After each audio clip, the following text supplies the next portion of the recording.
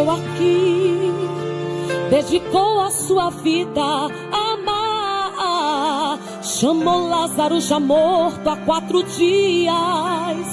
É a voz do seu amigo, ele tem que levantar. Por onde Jesus passava era milagres. Suas palavras queimavam qualquer coração.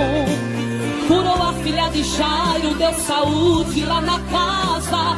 Só com a palavra Jesus trouxe solução ao centurião.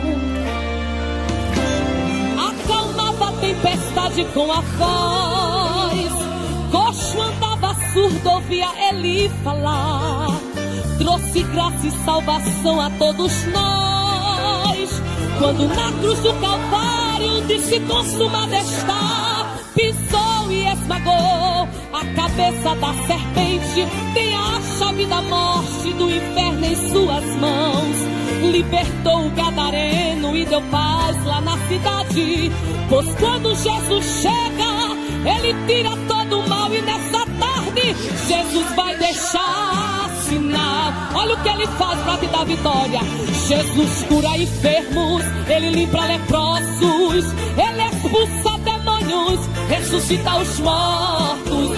Jesus chega e opera, todo o poder é seu. Ele faz bem feito para a glória de Deus. E hoje aqui não será diferente.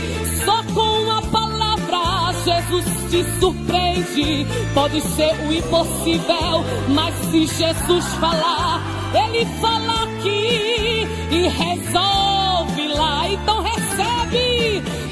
recebe cura, cura, cura. E agora graça, graça, graça nesta hora.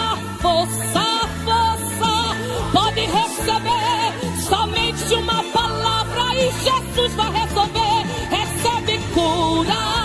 Recebe cura e agora graça, graça, graça nesta hora. Força, força, pode descansar. Jesus já chegou aí e ele vai operar. Recebe nessa tarde cura, recebe graça, recebe unção, recebe ousadia da parte de Deus para a tua vida. Ele está no controle da situação. Ele é o mesmo e não mudou. Aleluia, aleluia. Ele está entrando agora onde você não pode ir. Ele está tirando essa enfermidade. Aleluia, glória a Deus.